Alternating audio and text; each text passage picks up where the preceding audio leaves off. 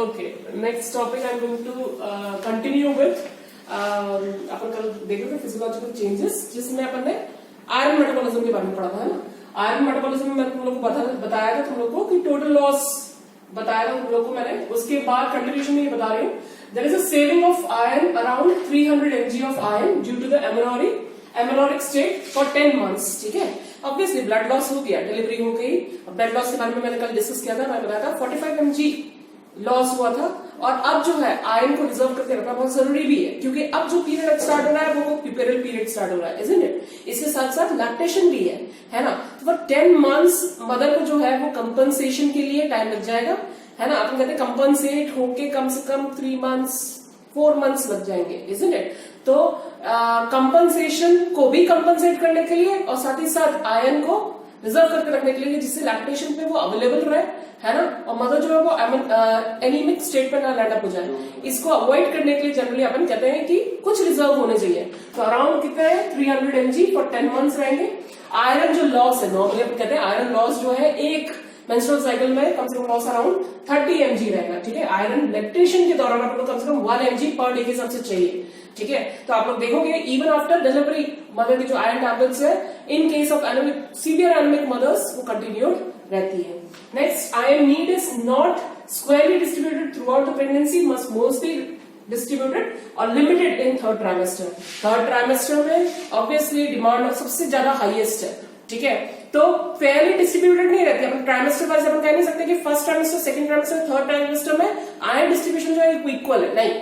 Third trimester में requirements because of demand of foetus बढ़ गई, इसके कारण अपन कह सकते हैं कि इसमें सबसे कम है as compare to other 2 trimesters. ठीक है, फिर 10 daily requirement of actually becomes very much, that is increase to about 6 to 7 mg। तो अपन कह सकते हैं कि इस दौरान क्योंकि लॉस हो रहा है, थर्ड ट्राइमेस्टर में कम है, उसके बाद डिलीवरी हुई, उसके बाद लैक्टेशन हुआ, तो डेली रिक्वायरमेंट अब जो बढ़ गई है वो अराउंड 6 to 7 mg तक हो गई है पर डे के हिसाब से। Next, the amount of iron observed from the diet and mobilized from the store are inadequate to meet the demands, है ना। तो आयरन जो एब्जॉर्ब हो रहे हैं, साथ ही साथ डाइट से जितना एब्जॉर्ब हो रहा है और मोबिलाइजेशन जितना हो रहा है वो इनएडिक्वेट है। मतलब अपन कह सकते हैं कि अगर अपन ये सोचें कि सिर्फ मदर का डाइट जो बैलेंस कर देगा आयरन को, दैट इज रॉन्ग। ठीक है, फुली अपन डाइट के ऊपर डिपेंडेंट नहीं रह सकते हैं, बल्कि अपन को सप्लीमेंट्स देने पड़ेंगे। तो आयरन सप्लीमेंटेशन तुम लोग को पता है कि प्रेगनेंसी के दौरान अपन आयरन सप्लीमेंटेशन देते हैं, क्योंकि अपन पूरी तरह डाइट के ऊपर डिपेंड नहीं कर सकते। तो वो डिमांड ऑफ फीटस के साथ साथ बढ़ती जाएगी। और अगेन अपन इसको कंपनसेट कैसे करेंगे, not only with the diet but also with the iron supplements। ठीक है, in spite of the fact that absorption through the gut is enhanced during pregnancy, ये भी पता है तुम लोग को, गट में सबसे ज्यादा एनहांसमेंट होता है, गट में एब्जॉर्प्शन होता है, फेरेटिन के फॉर्म में वो एब्जॉर्ब होता है। कल मैंने बताया था तुम लोग को, isn't it? Jejunum, duodenum and jejunum के थ्रू वो फेरेटिन के फॉर्म में एब्जॉर्ब हो रहा था, isn't it? एंड फाइनली उसमें से निकल के वो फाइनली हीमोग्लोबिन के साथ कंबाइन हो रहा था, है ना, मायोग्लोबिन बन रहा था। देन इस केस में जनरली अपन कह रहे हैं कि जो अब्जॉर्प्शन है गट से प्रॉपर हो तो रहा है, लेकिन वो अब्जॉर्प्शन जो है अगेन मीट नहीं कर पा रहा है फीटस के रिक्वायरमेंट को, तो इसलिए सप्लीमेंटेशन देना जरूरी है। Serum ferritin level actually reflects the body iron stones. तो अगर अपन देखने जाए कि मदर के आयरन कंटेंट कितना है, तो आपको सीरम फेरेटिन का उसका ब्लड टेस्ट कराना पड़ेगा। एग्जैक्ट अमाउंट आपको पता चल जाएगा, तो पता चलेगा कि आयरन की और ज्यादा सप्लीमेंटेशन कितनी और रिक्वायरमेंट मदर की है। Next, in absence of iron supplementation there is a drop in hemoglobin, isn't it? supplementation नहीं दिया तो hemoglobin में drop आया। फिर serum iron, serum ferritin concentration at term pregnancy, then thus the pregnancy is inevitable iron deficiency state। inevitable अपन कह सकते हैं non manageable, irreversible. ठीक है, तो अगर आयरन को अपन बराबर बना के रखेंगे प्रेगनेंसी में, तो वो रिक्वायरमेंट मीट कर पाएगी at the time of delivery and even after lactation, after delivery, है ना, लैक्टेशन पीरियड में। लेकिन अगर अपन आयरन सप्लीमेंटेशन नहीं दे रहे, तो ऐसा कंडीशन अराइज होगा जिसमें अपन कह सकते हैं आयरन डेफिशिएंसी होगी, और जो कि इनमैनेजेबल है, नॉन मैनेजेबल है।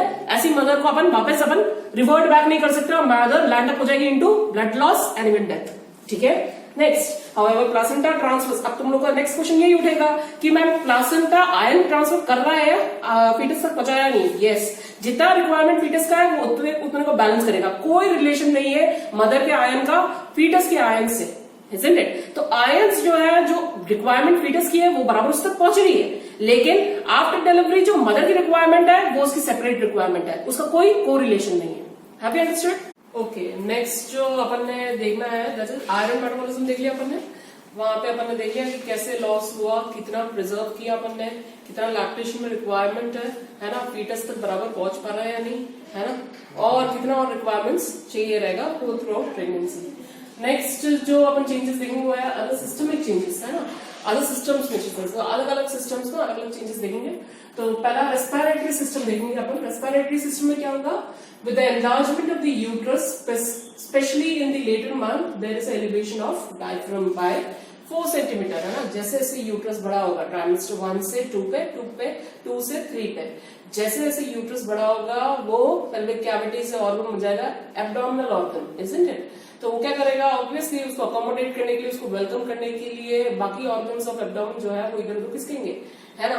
इवन लंग्स जो है वो भी ऊपर चढ़ेगा, है ना, डायफ्राम ऊपर चढ़ेगा, लंग्स ऊपर चढ़ेगा, लंग्स को एक्सपैंड होने की कैपेसिटी कम हो जाएगी, है ना, उसकी एयर होल्डिंग कैपेसिटी जो है वो भी कम हो जाएगी, isn't it? तो लंग्स जो है वो ऊपर चला जाएगा, डायफ्राम जो खिसकेगा वो कितना करीब खिसकेगा, दैट इज ऊपर की साइड में, दैट इज 4 सेंटीमीटर करीब खिसकेगा, ठीक है। Total lung capacity is decreased by 5% due to elevation. जैसे मैंने अभी बताया तुम लोग को, लंग्स डायफ्राम ऊपर चढ़ा, लंग्स को अब एक्सपैंड होने के लिए जगह कम हो गई है ना। तो कितना रिड्यूस हुआ है, एनलार्जमेंट के साथ साथ जैसे जैसे डायफ्राम ऊपर चढ़ा वैसे वैसे कैपेसिटी जो रिड्यूस हुई है वो 5% के करीब रिड्यूस हुई है। इसलिए जो मदर है, because of advancement in the pregnancy, mother जो है बहुत कॉमनली आप लोग को कंप्लेन करेगी डिस्निक स्टेट या फिर फीलिंग ऑफ ब्रेथलेसनेस, है ना। तो ये सारी कंडीशंस क्यों अराइज होती है, फिर से वो फिजियोलॉजिकल चेंज जो जनरली प्रेगनेंसी में हो रही है due to enlargement of the uterus and that to gravid uterus, है ना। और वो क्या कर रहा है, डायफ्राम को ऊपर खिसका रहा है, इसके साथ साथ लंग्स की जो एक्सपैंडिंग कैपेसिटी है वो भी रिड्यूस हो रही है। नेक्स्ट है diaphragmatic exclusion is also seen around 1 to 2 centimetres and breathing becomes diaphragmatic, है ना। डायफ्राम जो हल्का सा बाहर खिसक जाएगा 1 to 2 सेंटीमीटर, और अपन कह सकते हैं अब जो ब्रीदिंग है वो ब्रीदिंग ज्यादा से ज्यादा डायफ्रामेटिक ब्रीदिंग होगी, isn't it? Next, nasopharyngeal mucosa becomes hyperaemic and oedematous, है ना। अपन म्यूकोजल लाइनिंग ऑब्वियसली हाइपरमिक इसलिए, जैसे कि मैंने बताया, प्रोजेस्टेरोन का एक्शन रहेगा, ब्लड वेसल्स जो सप्लाई कर रही है डिफरेंट ऑर्गन्स में वो भी बढ़ जाएंगी और डायलेट हो जाएंगी। जितना ज्यादा डायलेट होगी उतना ज्यादा ब्लड सप्लाई पहुंचेगा, isn't it? तो वहां पे अगर अपन ब्लड सप्लाई ज्यादा पहुंच रहा है एक पर्टिकुलर ऑर्गन में, स्पेशली अपन जब नेसोफैरिंक्स की बात कर रहे हैं, तो अपन कह सकते हैं उसकी म्यूकोसल लाइन जो वो हाइपरमिक हो जाएगी, increase in the blood volume, साथ ही साथ अपन कह सकते हैं वो एडिमेटस भी दिखाई देगी, है ना, परफ्यूजन के कारण। नेक्स्ट है नेजल स्टफिनेस इज वेरी कॉमन। उस दिन मैंने बताया जितना ज्यादा ब्लड वॉल्यूम बढ़ेगा उतना ज्यादा स्टफिनेस होगा, उतना ज्यादा हीट प्रोड्यूस होगा। मदर जो है वो कहेगी कि नाक भरा रहता है प्रेगनेंसी के दौरान, वेरी कॉमन एलिमेंट, ठीक है। और हम कह सकते हैं जैसे मैंने बताया तुम लोगों को अलग अलग टाइप में अलग अलग सिस्टम के साथ मैंने तुम लोगों को बताया कि pregnancy is a state of hypercoagulation, pregnancy is a state of hyperglycaemia initially and later on hyperglycaemia, है ना। It is also a state of hyperinsulinaemia, it is also a state of hyperlipidaemia, isn't it? ऐसे ही यहाँ पे भी मैं तुम लोगों को बोलूंगी कि pregnancy is a state of hyperventilation, है ना। तो because of hyperventilation occurs during the pregnancy, therefore the respiratory minute volume will be 40% increased. 40% respiratory minute volume will be increased, probably due to the progesterone acting on the respiratory centers. फिर से वो action तो progesterone का हर centres में रहेगा, तो obviously उसका brain की तरफ भी उतना ही एक्शन है। तो respiratory centres are also present over there, isn't it? तो वहां पे रेस्पिरेटरी सेंटर्स में उसका एक्शन रहेगा। इसके कारण जो है वुमेन जो है वो बहुत कॉमनली आपको एक्सपीरियंस करेगी क्या, शॉर्टनेस ऑफ ब्रेथ। तो इतना ये रेस्पिरेटरी सेंटर के बारे में लिखा है। नेक्स्ट, इसी के साथ साथ अपन कर सकते हैं कंबाइन करके एसिड बेस बैलेंस भी समझाते हैं। अपन कहते हैं कि अगर हाइपरवेंटिलेशन है तो एसिड बेस बैलेंस में भी चेंज आएगा। क्या चेंज आया कि एसिड बेस बैलेंस में चेंज ये देखने को मिलेगा कि arterial partial pressure of carbon dioxide जो है वो फॉल हो जाएगा, है ना। हाइपरवेंटिलेशन हो रहा है तो फॉल होगा, कितना फॉल होगा, 38 to 32 पे चला जाएगा mm of Hg, और पार्शियल प्रेशर ऑफ ऑक्सीजन जो है वो इंक्रीज हो जाएगा, जो कि 95 से 105 हाइपरवेंटिलेशन में पहुंच जाएगा। इसके कारण क्या हुआ, it will facilitate the carbon dioxide level from foetus to mother. अब कार्बन डाइऑक्साइड जो लेवल है वो क्योंकि हाइपरवेंटिलेशन स्टेट आई, जिसमें अपन कहते थे पार्शियल प्रेशर ऑफ ऑक्सीजन बढ़ गया, partial pressure of carbon dioxide fall हुआ, तो अपन कह सकते हैं कार्बन डाइऑक्साइड जो है वो फीटस से मदर की तरफ जो जा रहा है वो हायर रेट पे जा रहा है, और ऑक्सीजन जो है जो मदर से फीटस की तरफ आ रहा है वो हायर रेट पे आया। तो ऐसे अपन एसिड बेस बैलेंस में चेंज देख सकते हैं। आगे और भी है इसका। ओके, नेक्स्ट कंटिन्यू करेंगे अपन। pH जो है that will rise to about 0.02 units and that is a base excess, है ना। क्या होगा, base excess, acid base balance में चेंज देखने को मिला था अपन को। अपन कह सकते हैं बेस एक्सिस बढ़ा, है ना, 2 मिली इक्विवेलेंट्स पर लीटर के बराबर पहुंच गया वो, है ना, because of hyperventilation. Thus the pregnancy is a state of respiratory alkalosis. ठीक है, फिर maternal oxygen consumption is 20 to 40% oxygen consumption हुआ है, that is increase due to the demand of foetus. Foetus की डिमांड बढ़ी, इसके कारण इंक्रीमेंट हुआ placenta as well as maternal tissue. तो डिस्ट्रीब्यूशन इन तीनों में गया, है ना। तो 20 to 40% इंक्रीमेंट हुआ ऑक्सीजन कंजम्पशन में, एंड दैट टू डिस्ट्रीब्यूट हुआ between the foetus, placenta and maternal tissue. Then maternal oxygen reserve during the pregnancy is also reduced। तो अपन कह सकते हैं ये रिड्यूस इसलिए हुआ, दो कारण, एक तो है कंजम्पशन बढ़ा किसका, फीटस का, और फिर अपन ने देखा था कि प्लासेंटा में भी डिस्ट्रीब्यूट होगा, मैटरनल टिश्यू में भी। तो कंजम्पशन जो है ऑक्सीजनेशन का वो रिड्यूस हुआ, नेक्स्ट सॉरी इंक्रीज हुआ, और साथ ही साथ अपन कह सकते हैं कि फंक्शनल कैपेसिटी ऑफ लंग्स जो है वो भी रिड्यूस हुई। इसके कारण अपन दो ही रीजन के कारण अपन कह सकते हैं कि ऑक्सीजन रिजर्व जो है मदर की जो ऑक्सीजन रिजर्व कैपेसिटी जो है वो रिड्यूस हुई। तो यहाँ पे रेस्पिरेशन खत्म हुआ, रेस्पिरेटरी सिस्टम खत्म हुआ। नेक्स्ट सिस्टम जो अपन देखेंगे सिस्टमेटिक चेंजेस में वो है यूरिनरी सिस्टम, जिसमें सबसे पहला किडनी अपन देखेंगे। किडनी में अपन क्या देख रहे हैं, that is dilatation of the ureters and renal pelvis as well as calyces could be also seen, है ना। यूरेटर जो है वो हल्का सा डायलेट हो जाएगा, अगेन प्रोजेस्टेरोन इफेक्ट के कारण। साथ ही साथ जो रीनल पेल्विस है वो उसका भी थोड़ा सा अपन कह सकते हैं उसमें भी एक डायलेटेशन देखने को मिलेगा। फिर किडनी एनलार्जेस, किडनी का एनलार्जमेंट कितना रहेगा, 1 सेंटीमीटर करीब रहेगा। रीनल प्लाज्मा फ्लो बढ़ गया, कितना हुआ, 50 to 75% तक मैक्सिमम, और 16 वीक में अपन देख सकते हैं, and it is maintain till 34 weeks, है ना। तो 34 वीक तक अपन कह सकते हैं कि 75% रीनल प्लाज्मा फ्लो देखने को मिलेगा।